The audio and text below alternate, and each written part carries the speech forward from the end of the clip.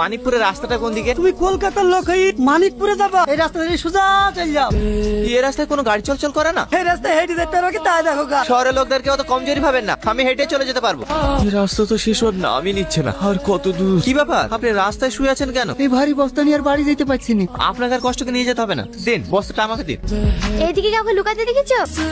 আপনাকে বলতে মানা করতে তো আপনি বললেন কেন? এবার আমি চলে কেন না? কি হলো? ওখানে ভিডিও করে কি দেখছে? কেন বললেন বলে? আমি নিজের চোখে তোমাকে লুকোতে দেখেছি, আর এই মেয়েটা এসে জিজ্ঞেস করছে আমি কি করে মিথ্যে কথা বলি বলো? ও তো সত্যি কথা বললো, আমাকে চোর বানিয়ে দিই। এখন আমার বলছে আমি মিথ্যে কথা কি করে বলবো বলো? এই ছেলেটা কলকাতা থেকে এসে তোমাদেরকে কিছু বলতে চাই। আপনারা দীর্ঘদিন ধরে জলের সংকট এবং রাস্তাঘাটের জন্য বিডিও অফিসে দরখাস্ত করেছেন। আমি সেই বিডিও অফিস থেকেই এসেছি আপনাদের গ্রাম এনকোয়ারি করার জন্য। আপনারা যদি রাজি থাকেন এবং জায়গা দেন, তাহলে কিছুদিনের মধ্যে আমাদের কাজ আমরা শুরু করতে পারি। কোনো সমস্যা নাই, জলের ট্যাঙ্কের জন্য আমি জায়গা দেবো। আপনারা জায়গা দেবে বলে হবে না, আমি গ্রামটা ঘুরে একবার দেখতে চাই যে কোথায় ট্যাঙ্কিটা বসালে ওটা গ্রামে জল সাপ্লাই করা যাবে। আমি তো আপনাদের এখানে এক সপ্তাহ থাকবো, কোনো ঘর ভাড়া পাওয়া যাবে না? আরে এই গ্রামে তুমি ঘর ভাড়া কোথায় পাবা? তুমি তো আমাদের উপকার করার জন্য এসছো, তাই না? আজ থেকে তুমি আমাদের বাড়িতেই থাকবো।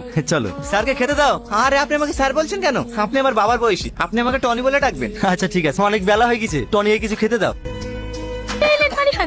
তুমি এ বাড়িতে? এইটা আমাদের বাড়ি। বলছি আমাকে ক্ষমা করে দিয়ে। কিসের ক্ষমা? সকালে আপনার সাথে যে খারাপ ব্যবহারটা করেছি, এতে আমার খুব খারাপ লাগছে, তার লেগে। অবশ্যই ক্ষমা করবো। তার আগে বলো, তুমি আমাকে যে জলটা খাওয়ালে, এই জলটা কোথাকার? কেনে ঘাটের পানি? খেতে কি আপনার কোনো অসুবিধা হয়েছে নাকি? না না, অসুবিধা হবে কেন? মা, ও দেখো কলকাতার বাবা বসে আছি, কি কোনো ঘুমাইনি? ওরা সব ঠান্ডা ঘরে ঘুমায়, আমাদের এই ঘরে ঘুম আসে? তালের পাখার ঠান্ডা হাওয়া বাবুকে দেখলে হয় না? তুই ঠিকই বলিস বুড়ি, বেচারা গরমে কষ্ট পাচ্ছে। যা পাখাটা দিয়াই গা।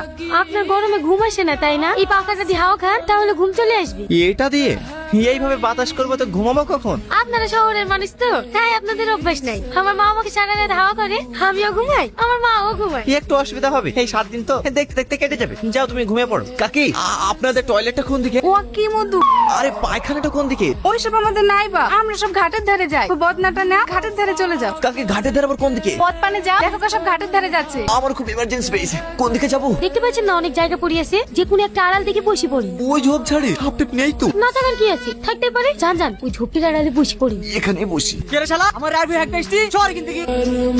আরে বাবু, আপনি এই রাইভে কো পায়খানা ফেরে যান যান, ওইদিকে যান। আমার আর কোথাও যাওয়ার জন্য নাই, এখানে হয়ে গেছে। তাইতে বুঝি তো গ্যাস কিসে। বসেন। দেন আমাকে দেন, আপনারা থাকেন, আমি আসছি। শহরের ছেলে হয়ে এত ভালো মানুষ হবে আমরা ভাবতেই পারিনি। আপনি আবার ঘাটে কার জন্য পানি নিতে এসেছেন? ওই শাহিদা কাকির জন্য। বয়স্ক মানুষ তো, জল নিয়ে যেতে খুব কষ্ট হয়, তাই আমি আসলাম। টনি যে শহরের ছেলে, এটা বোঝাই যায় না। আরে না না, মানুষ এই মানুষকে ভালোবাসবো, এটাই তো মানুষের ধর্ম। চলো।